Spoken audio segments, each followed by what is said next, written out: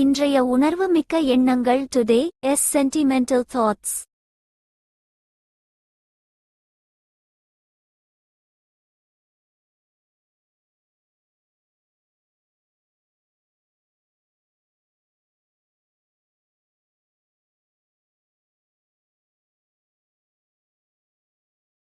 எண்ணங்களின் மீது வல்லவராக இருப்பது என்பது ஒருவர் விரும்பும் போதெல்லாம் எண்ணங்களை கட்டுப்படுத்தி நிலைப்படுத்துவதாகும்.